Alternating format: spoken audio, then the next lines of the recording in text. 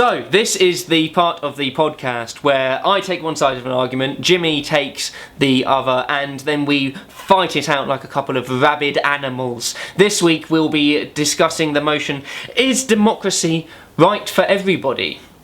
Alright, Jazza is going to be proposing the idea that democracy is not right for everybody, but with particular reference to China because he lived there and he loves the Chinese. So, hell yeah. And I'm going to be defending the idea that democracy is right for everyone because that is the correct answer.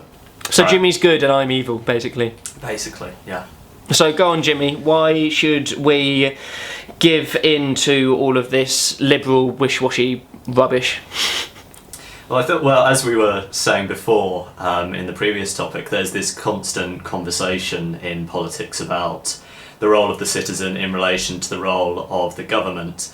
And I think the only way I can think of to really enshrine the idea that the government is the property of the citizen and not the other way around is democratic representation of some sort, is the idea that you get to vote for your politicians, maybe you get to vote on specific policies, but without that I don't think a government can really have a form of consensual legitimacy.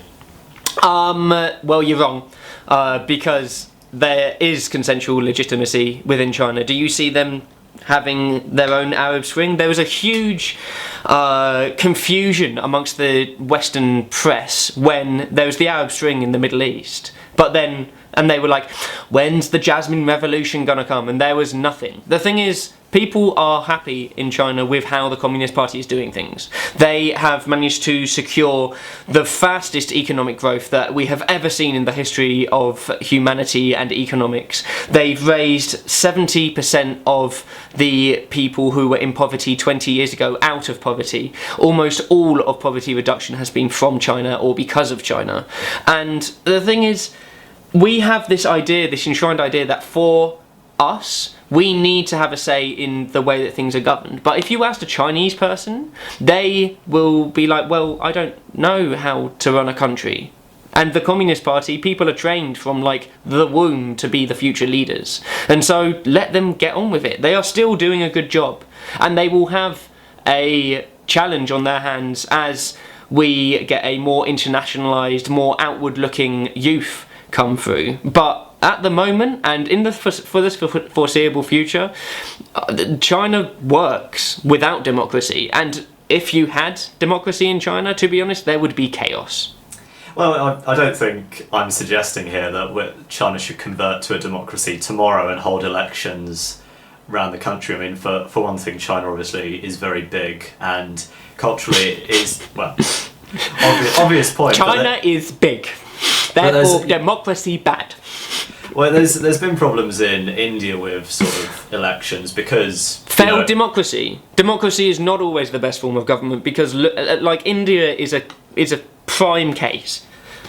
But we're not saying like, is democracy the best form of government, even in terms of economic growth and in terms of marshalling people to make the most efficient country possible. I mean, you could very well argue that countries that impose more top-down organisation and control would have the potential to be more efficient because you can coordinate people in the way that the Chinese government has. Yeah. But this is an argument from my point of view. It's an argument about principle. It's an argument about who owns what and who is in control of what. So you're arguing for ideology rather than practicality.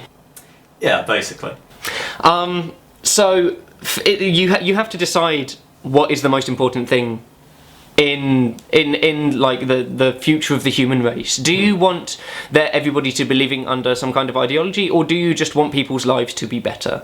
I don't think that democracy, especially in an emerging economy, I don't think that it works particularly well. Every time that there has been an imposed democracy on a developing nation, I'm thinking of Africa in general, someone like Nigeria, yes, it's democratic, but the amount of corruption in that nation is astounding. But, I mean, again, I'm not saying that they need to be democratic tomorrow, and I think that's a mistake that we've been making for the past 50 years or whatever, is the idea that you can turn up in a place, oust whoever's in power, hold elections, and then everything will be all right. I think there's a certain amount of education that people need, a certain access to resources, and a certain the idea of popular representation is obviously, if there's a majority who oppose that, there's no way it can possibly work.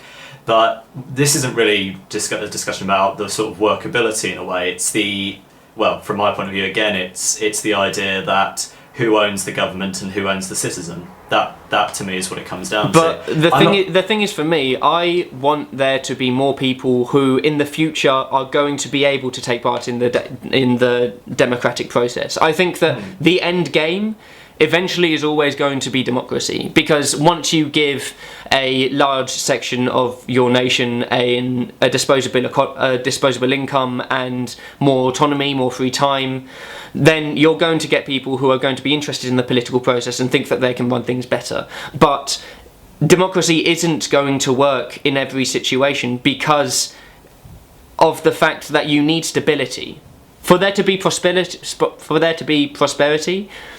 you need there to be stability. And I mean, it still sounds go on.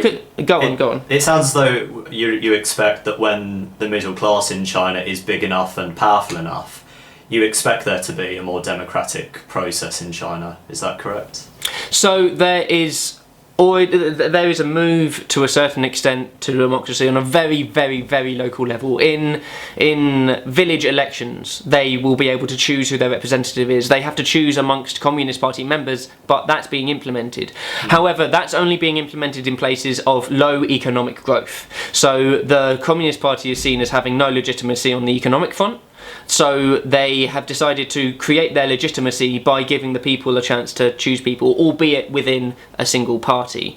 The thing is in China that at the moment there still isn't an appetite for democracy, and there seems to be this kind of perception in the West that everything is suppressed and everybody is repressed. I mean, any kind of deviation from the norm isn't allowed to be expressed. It is, but you seem to be saying that just because there's no appetite for democracy, that it's not the right thing. I mean, to take, why? But then that's not the point of democracy, though. The point of democracy you can only have democracy is surely if people want it. The point of democracy is partly to protect the rights of the individual, surely. Yes, but the individual is the smallest minority in society. So even if we were taking any other issue and there was a majority who thought, for instance, that gay people can get married, for instance, if the majority thought that, it would still be right to defend the idea that gay people should be allowed to get married, even if it wasn't practical at the time.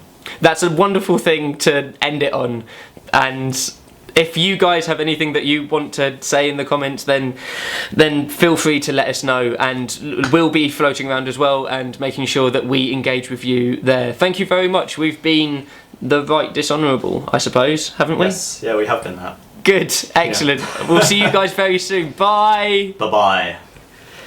Oh! We used to drink bottle gins and the whole world had to sing. Meet the trees and on such bar. We used to dance, so take a chance. I lost my mind to young romance. Yeah, I don't mind, I got it back. Half the time I'm waiting for a second chance. Half the time I'm glad I feel alright. Shh. Her phone's just going off in the background. Rudeness. Tut. Unprofessional. Don't swear at me, that's really quite rude.